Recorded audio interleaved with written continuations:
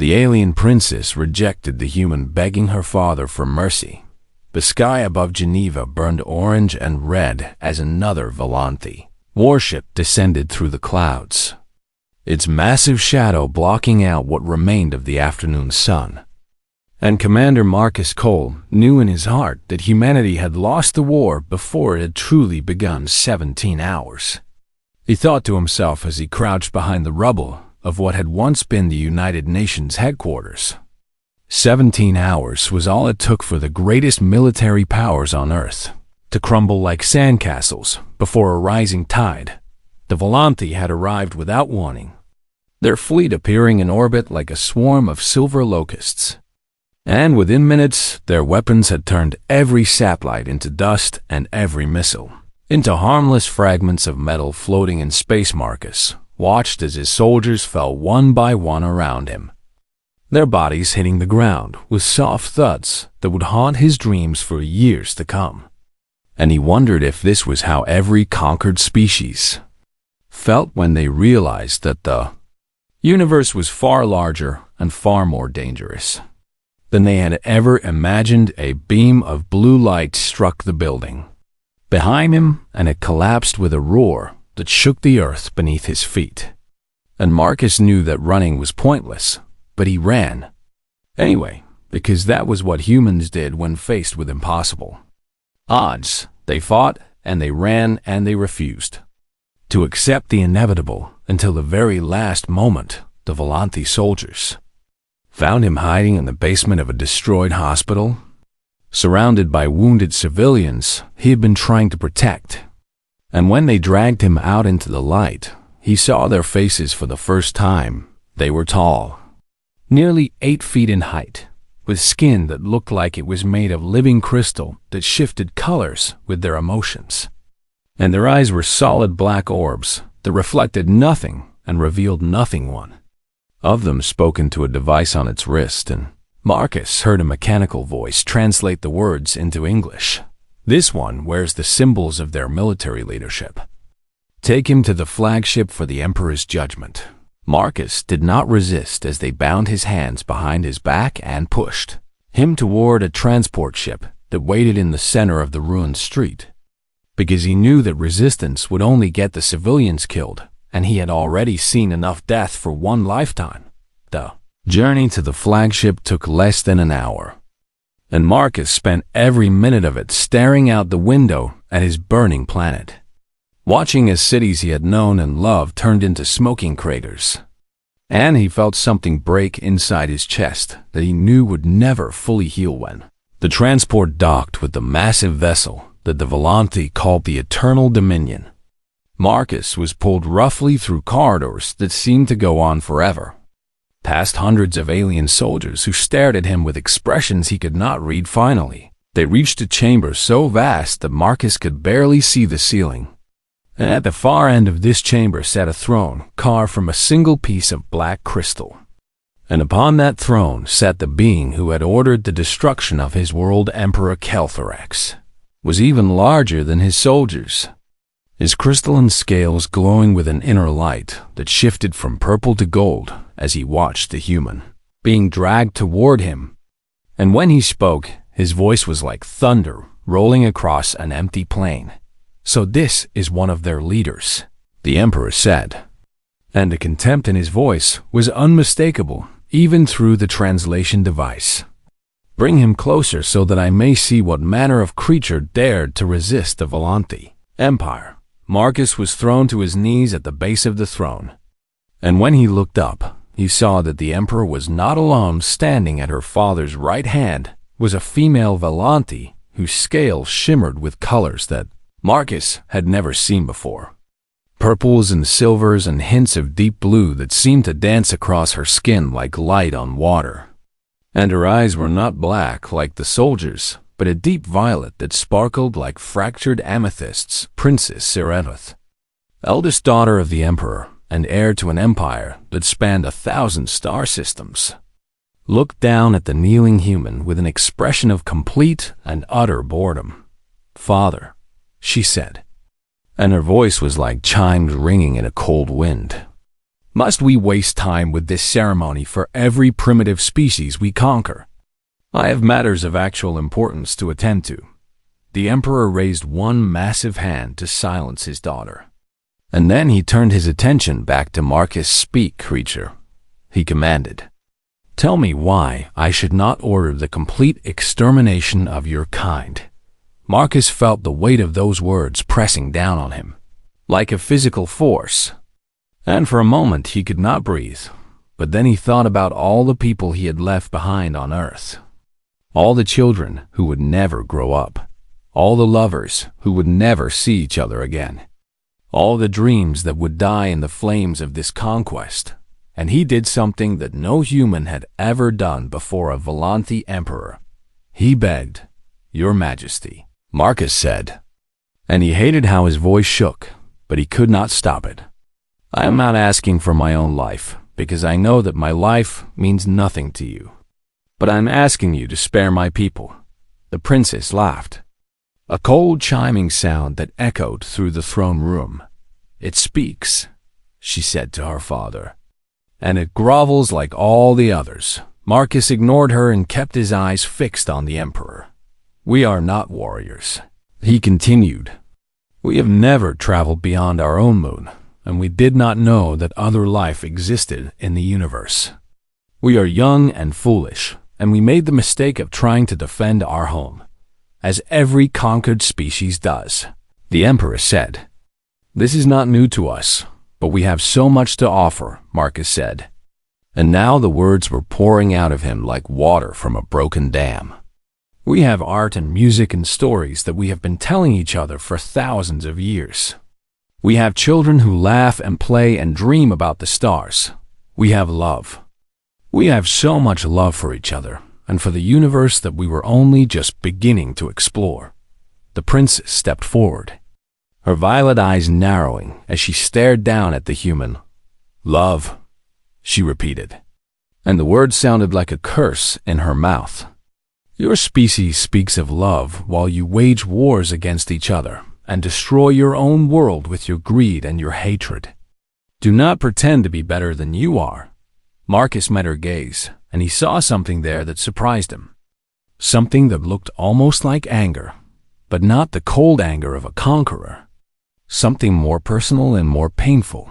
I am not pretending, he said quietly. I am telling you what we could be if we were given the chance. Princess Serevith turned to her father with a dismissive wave of her hand. Father, she said, finish this. Their groveling bores me, and I grow tired of looking at this creature's pathetic face. The Emperor nodded slowly. And when he spoke, his words sealed the fate of 8 billion human beings. The species called humanity is hereby sentenced to labor conscription across all Volanthi territories. They will serve the Empire until their usefulness is exhausted. Take this one to the mining pits of our homeworld, and let him learn what it means to kneel before his betters. As the guards dragged Marcus away, he looked back one last time at the princess who had rejected his plea for mercy, and he made a silent promise to himself that one day she would understand what she had done. One day she would know what humanity truly was, and on that day, everything would change. The alien princess rejected the human begging her father for mercy. 5 years had passed since the day Marcus Cole knelt before the Volanthi Emperor and begged for his people. And in those 5 years, he had learned things about survival that no training could have ever taught him. The mining pits of Volanthi Prime were carved deep into the heart of the planet. Endless tunnels of black rock that twisted and turned through the darkness like the burrows of some massive worm.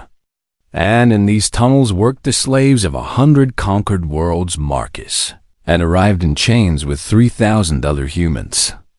And within the first year, half of them were dead from exhaustion and disease and the casual cruelty of the Volanthi overseers, who saw their prisoners as nothing more than tools to be used until they broke. But Marcus refused to break. Every morning he woke before the others and helped the weakest among them prepare for the day ahead. And every night he stayed awake long after the lights went out to comfort those who wept in the darkness. He learned the names of every human in his section of the mine. And then he learned the names of the aliens who worked beside them. Creatures so strange and different that at first he could barely look at them without fear. There were the Cathari, insectoid beings with 6 arms and compound eyes that glittered like jewels in the dim light of the tunnels. And at first they frightened Marcus because they looked like the nightmares humans told stories about. But then he watched a Cathari mother holding her dying child in all 6 of her arms, singing a song in a language he could not understand.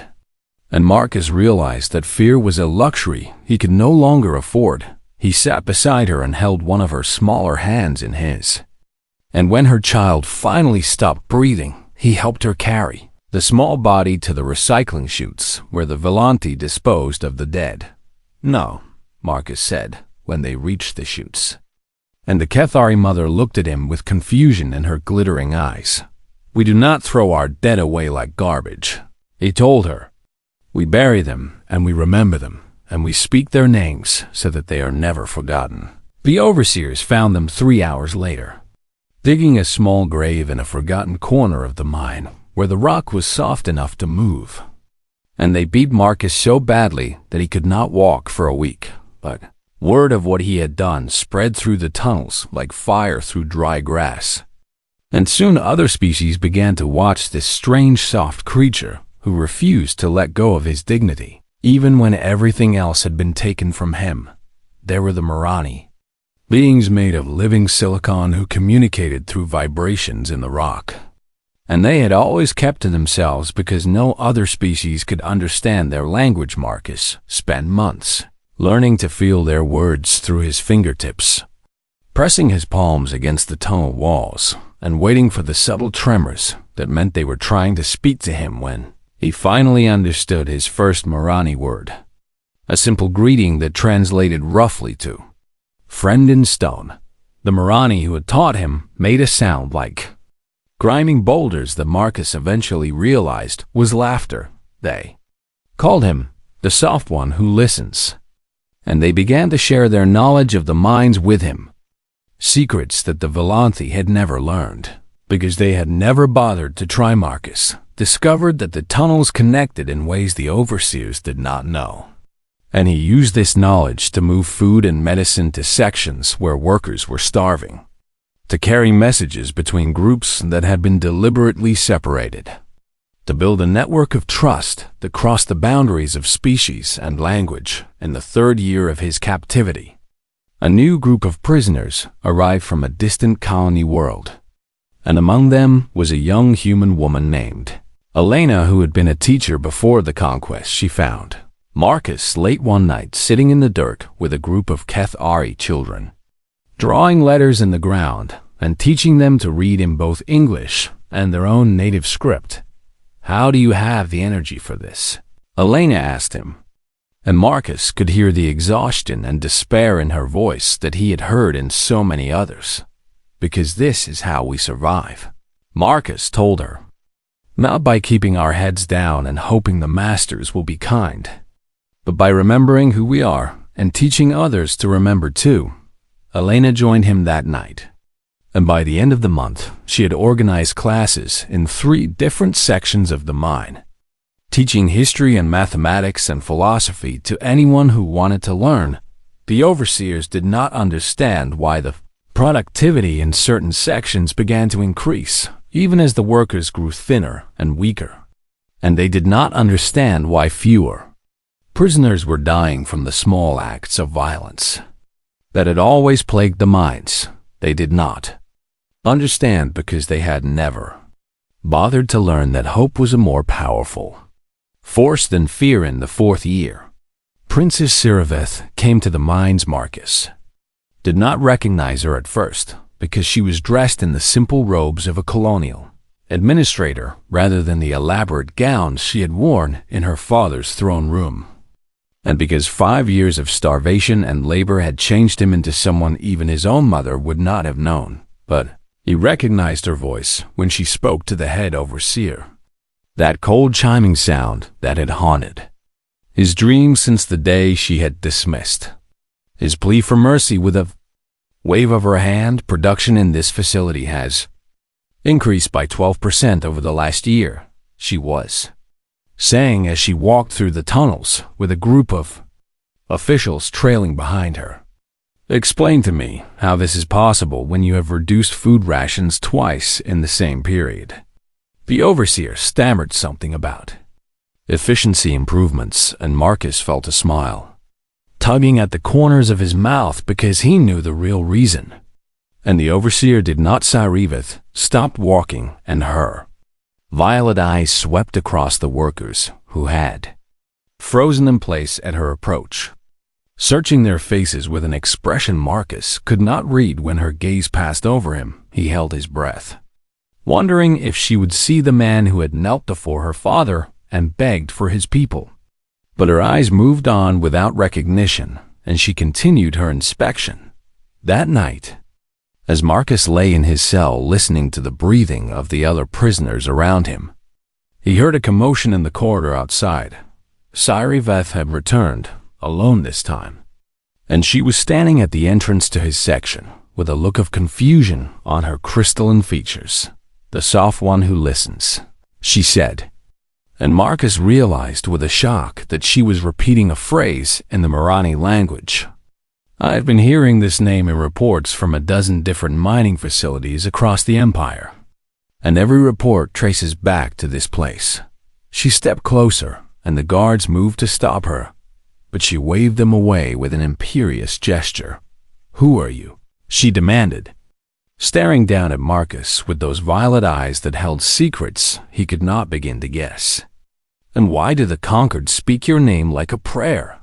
Marcus rose slowly to his feet, and even though he was thin and weak and dressed in rags, he met her gaze without fear. "I am nobody," he said quietly. "I am just a human who refuses to forget." Siriveth studied him for a long moment, and then she did something that surprised everyone watching. She ordered him transferred to the palace as her personal servant as Marcus was led away from the mines that had been his home for 4 years. He looked back at the prisoners who had become his family, and he saw them watching him with something in their eyes that looked like hope.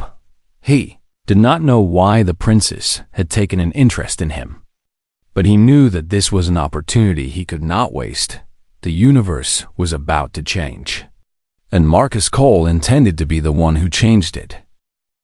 The alien princess rejected the human, begging her father for mercy. The palace of the Volanthi Empire was the most beautiful prison Marcus had ever seen, and he reminded himself every day that no matter how soft the beds or how warm the food, he was still a slave, and Siriveth was still his master.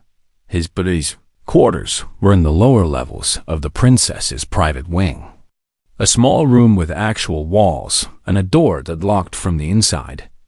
Luxuries that would have seemed laughable to his past self, but now felt like treasures beyond measure. For the first 3 months, Siriveth summoned him almost every day to her personal chambers, and each time she would ask him questions that seemed designed to solve a puzzle he could not see.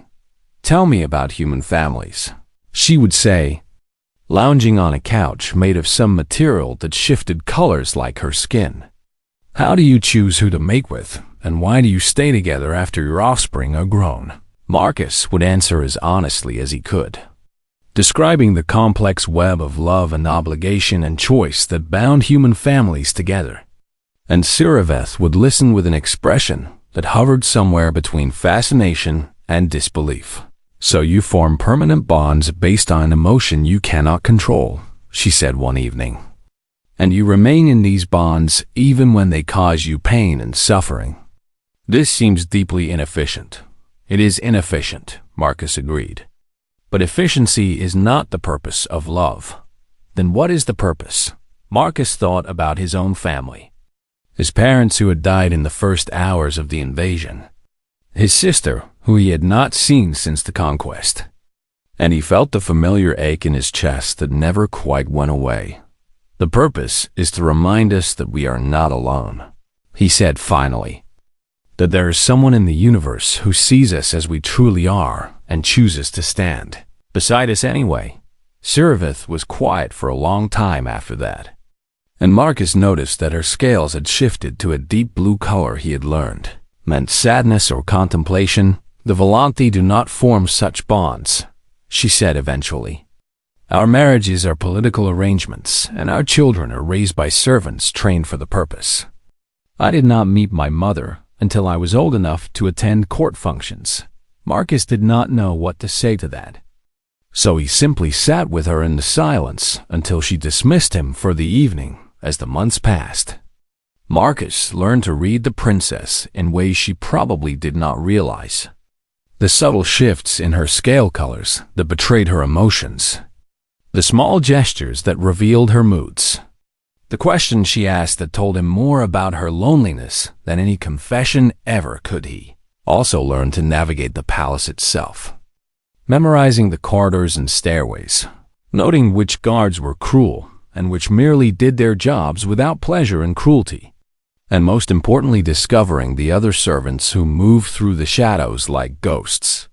There were hundreds of them, slaves from a dozen different species who cooked and cleaned and maintained the endless machinery of imperial power. And they had developed their own secret language of glances and whispers and small favors that allowed them to survive. Marcus became part of this hidden world slowly and carefully, never pushing too fast or asking too many questions, simply being helpful and kind and remembering every name and every story that was shared with him. In the 6th month of his time at the palace, he discovered something that changed everything. Was cleaning the halls outside the Emperor's council chamber when he heard voices raised in argument. And against every survival instinct he possessed, he pressed his ear to the door and listened. The rebellions are spreading, a voice was saying. One of the Emperor's advisors, by the sound of it. We have lost 3 colony worlds in the outer territories, and our supply lines are stretched beyond their limits. Then we will crush them, as we have crushed every rebellion before. Another voice replied, this one cold and arrogant in a way that reminded Marcus of the Emperor himself. With what forces? The first voice demanded. Our fleets are scattered across 1,000 systems, and our soldiers are exhausted from decades of constant expansion. If even 1/10 of the conquered worlds rose at once, we would not have the resources to respond. Marcus backed away from the door with his heart pounding in his chest, and he spent the next week carefully gathering more information from the other servants who cleaned the council chambers and served food at the advisors' private meetings.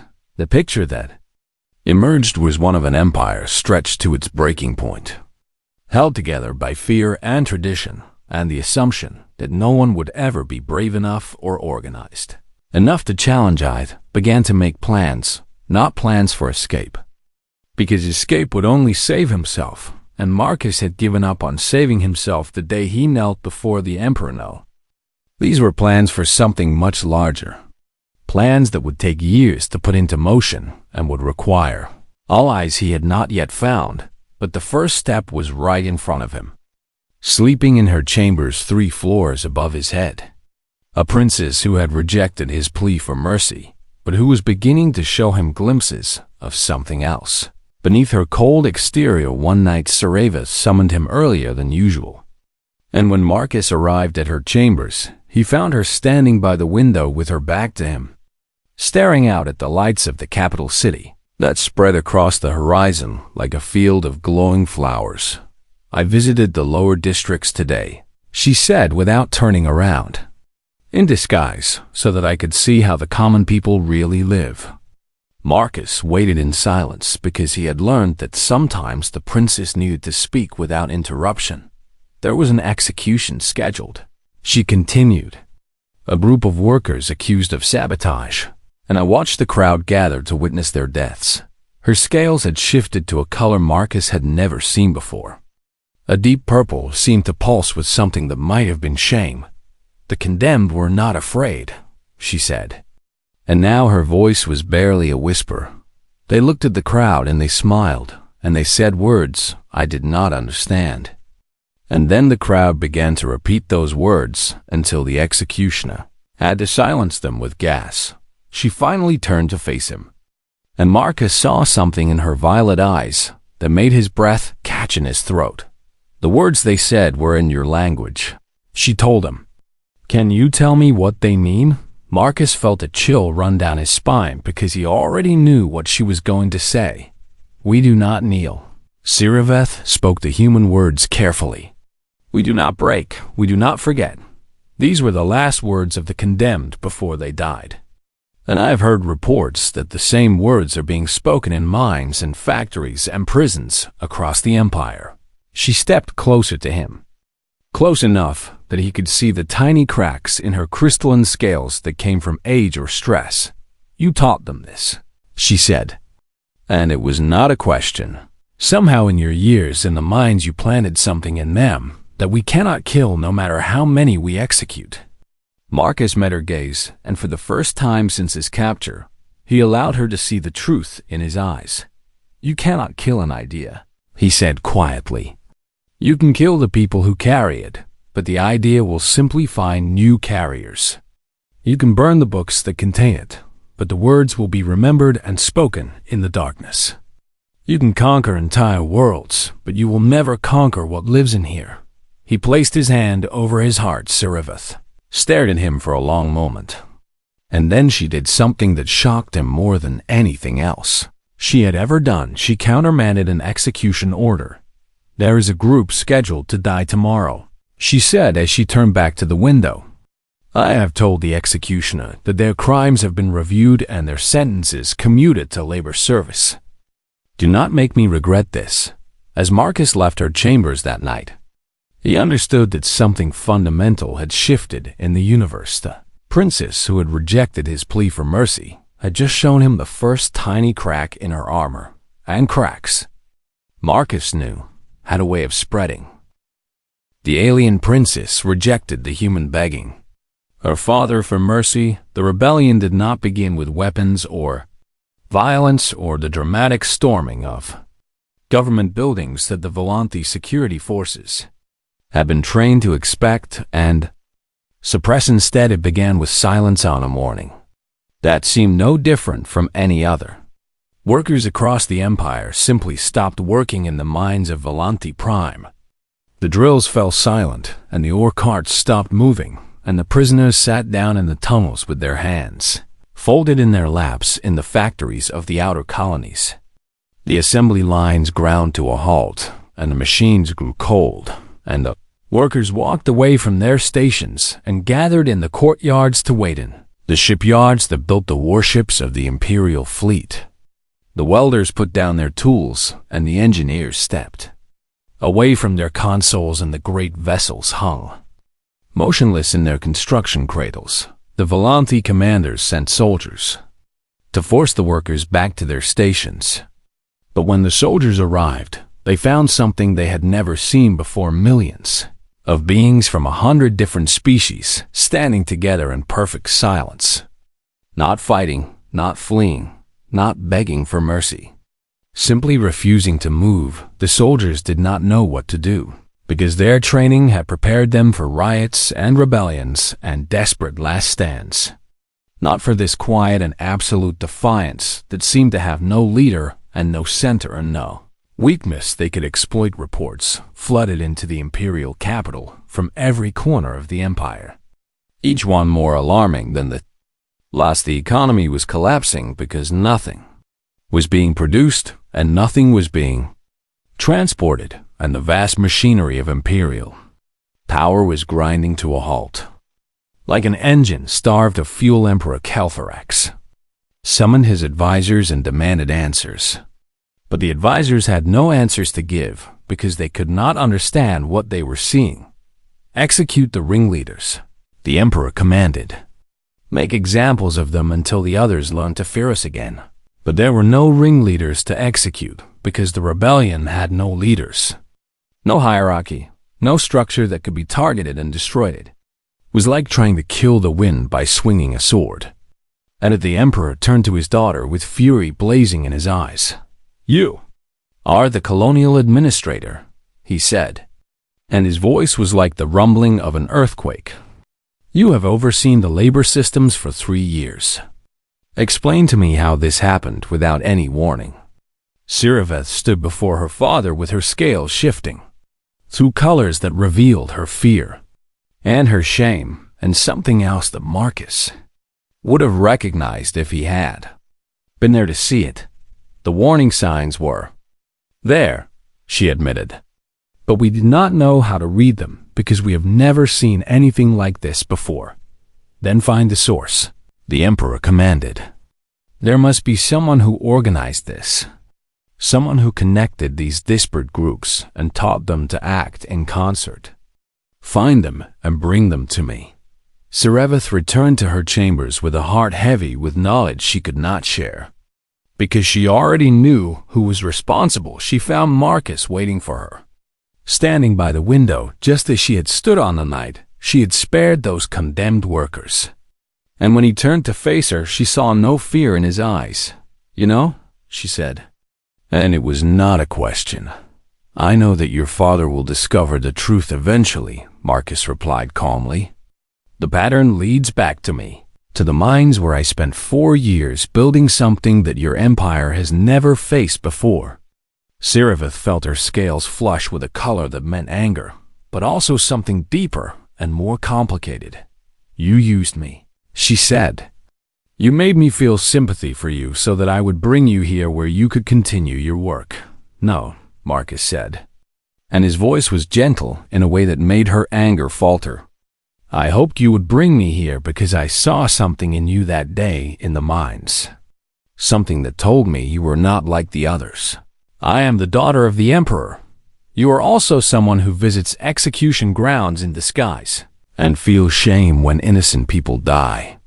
You are someone who asks questions about love and family because you have never experienced either. You are someone who is trapped just as surely as any slave in the mines. Siriveth wanted to call the guards and have him taken away. Wanted to prove that she was the cold and ruthless princess everyone believed her to be. But she could not make herself speak the words. What do you want? She asked instead. And her voice was barely a whisper. I want to give your empire a choice, Marcus said. The rebellion will not end because it cannot be ended. Your soldiers can kill millions, but millions more will simply take their place.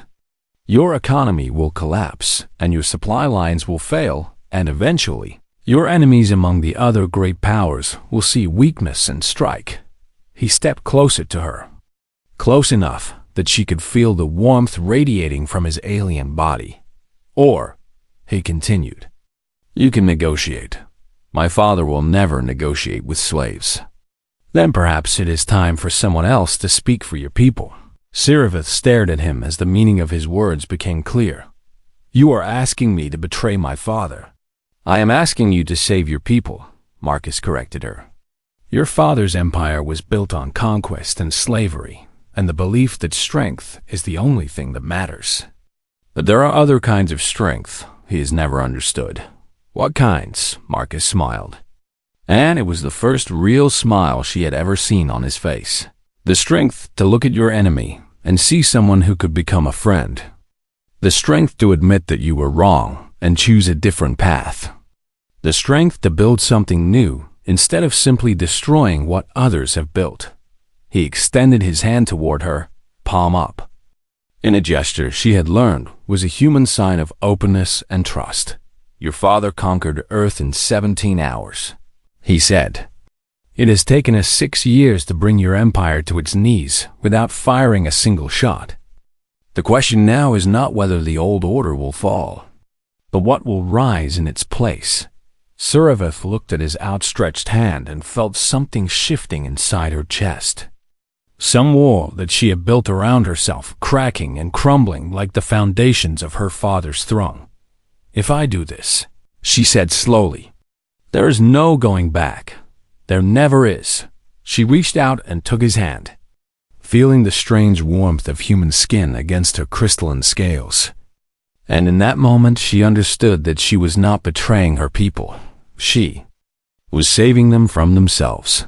Tell me what to do, she said. Marcus squeezed her hand gently and began to explain the plan that would change the galaxy forever. The formal request for negotiation arrived at the Imperial throne room the next morning, delivered by representatives of 12 different species, who had chosen a human to speak for them, and standing beside that human, dressed not in the robes of a colonial administrator, but in the simple clothes of someone who had chosen a new path, was Princess Siravethi. Watched her father's face as he read the terms being offered, watched the fury and the disbelief, and finally the dawning understanding that his empire had already fallen. All that remained was to decide what would rise from its ashes. The alien princess rejected the human begging her father for mercy. The treaty negotiations took place aboard the Eternal Dominion, in the same throne room where Marcus Cole had once knelt and begged for his people's lives, but he did not kneel this time. He stood at the center of the chamber with representatives from 12 species arranged behind him, beings who had been slaves and prisoners and forgotten victims of conquest, now standing tall with the knowledge that the universe would never look at them the same way again. Emperor Caltharax sat upon his throne with his scales shifting through colors that betrayed his rage and humiliation, surrounded by advisors who could not meet his eyes and guards who gripped their weapons with hands that trembled. The economy of the empire had collapsed in less than 2 weeks, faster and more completely than anyone had predicted. And now the emperor faced a choice between negotiation and the total destruction of everything his dynasty had built. "You dare to stand before me," Caltharax growled. "You, a creature I could have crushed beneath my foot. You dare to present terms as if you were my equal." Marcus met the emperor's gaze without flinching. "I am not your equal," he said calmly. "I am merely a representative of beings who wish to live free. The terms we offer are generous considering what your empire has done to us." The emperor's scales flared with a color that meant murderous fury. But before he could speak, Siravith stepped forward from her place among the rebellion's representatives. "Father," she said, and her voice was steady despite the pain Marcus could see in her violet eyes. "The empire is dying. Our fleets cannot move because there is no fuel. Our armies cannot fight because there is no food. Our factories cannot produce because there is no one to work them. And whose fault is that?" Caltharax demanded. "You were supposed to manage the colonial systems. You were supposed to ensure this could never happen. It happened because we built an empire on the suffering of others," Siravith replied. "We convinced ourselves that we were superior, that we had the right to take whatever we wanted. But we were wrong." She gestured toward Marcus and the representatives standing behind him. "These beings are not animals to be used and discarded. They are people with thoughts and dreams and the capacity for love and courage that we have always lacked. And they have proven that no amount of military power can defeat a people who refuse to surrender their dignity." The emperor was silent for a long moment, his massive form rigid with a tension that seemed to fill the entire throne room. Finally he spoke, and his voice was cold and quiet, in a way that was more frightening than his earlier fury. "What are your terms?" Marcus felt his heart pounding in his chest, but he kept his voice steady as he outlined the agreement that would reshape the galaxy: gradual emancipation of all enslaved populations over a period of 5 years, political representation for all species within the territories of the former empire, self-governance for any world that could demonstrate the capacity to manage its own affairs, and most importantly, the establishment of a council where all species would have an equal voice in decisions that affected their shared future. The emperor listened to each demand with his scales growing darker and darker. And when Marcus finished speaking, the silence stretched on for so long that it seemed like the universe itself was holding its breath. "And if I refuse?" Caltharax finally asked. "If I choose war instead of surrender, then your empire will tear itself apart," Marcus replied simply. "The rebellion will not end because we have no leaders you can kill and no armies you can defeat. You can fight us for years or decades, but eventually you will run out of soldiers and ships and the will to continue." He paused and allowed something that might have been compassion to enter his voice. "But we are not asking you to surrender. We are asking you to become something better. The Volanthi have great gifts that could benefit the entire galaxy if they chose to share them rather than take by force. This is not the end of your people. It is the beginning of something new." The Emperor turned to look at his daughter, the child he had barely known, the heir he had trained to be as cold and ruthless as himself. "You believe this?" he asked her. "Do you truly believe that our people can become something other than what we have always been?" Siriveth met her father's eyes, and Marcus saw the weight of her decision in every line of her crystalline face.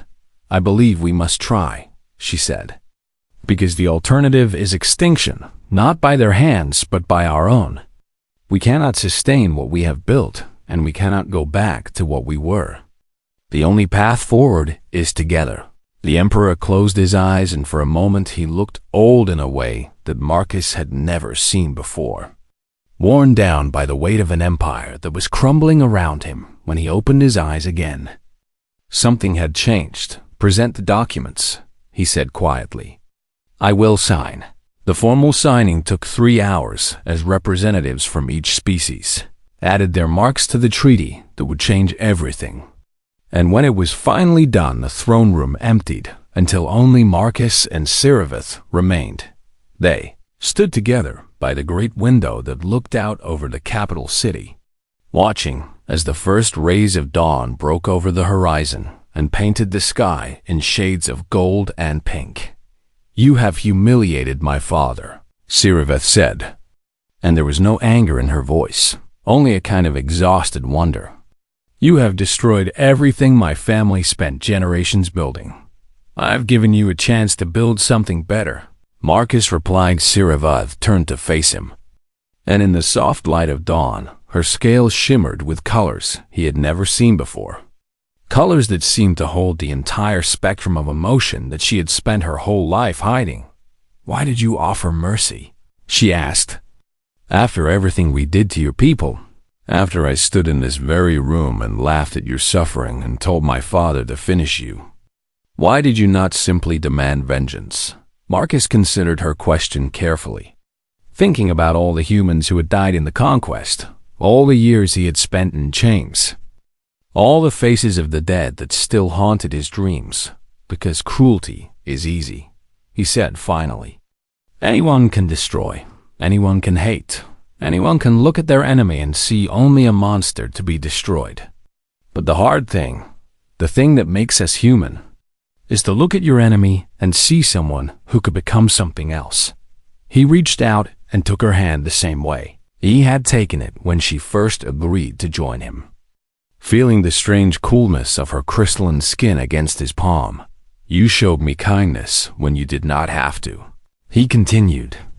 "Small moments that probably meant nothing to you, a question about my family, a flicker of shame when you learned about the executions, a willingness to listen when everyone else had stopped trying to understand." Siriveth's scales flushed with a color that Marcus had learned meant embarrassment or vulnerability. "I did not realize you noticed those things." "I notice everything," Marcus said with a small smile. "That is how humans survive. We watch and we learn, and we never stop believing that people can change." They stood together in silence for a long time, watching as the city below them began to wake up to a world that would never be the same. Finally, Siriveth spoke again, and her voice was softer than Marcus had ever heard it. "What happens now?" Marcus squeezed her hand gently and turned to face the future that they would build together. "Now, we find out what kind of galaxy we want to live in," he said. "There will be challenges and setbacks and moments when it seems like everything is falling apart. But we will face them together, all of us, every species that once called themselves slaves or conquerors." He looked at her with eyes that held no trace of the hatred or bitterness that would have been so easy to feel 6 years ago, you rejected a human begging for mercy, he said. Today, you helped save an empire by choosing to show mercy instead. That is not weakness, Siriveth. That is the greatest strength of all. The princess, who had once laughed at a conquered human's desperate plea, reached up and touched his face with fingers that trembled slightly. Teach me, she said. Teach me to be the kind of leader my people need. Marcus smiled and pulled her into an embrace that would have been unthinkable 6 years ago. When she was a cold princess and he was a broken slave, we will teach each other, he promised. That is how the future is built, not by the strong conquering the weak, but by different peoples learning from each other and becoming something greater than they could ever be alone. Outside the window, the sun continued to rise over a galaxy that had been forever changed by a single human who refused to break. And a princess who finally learned that mercy was not weakness, but the greatest power of all. The old empire was dead. Something new and beautiful was being born in its place.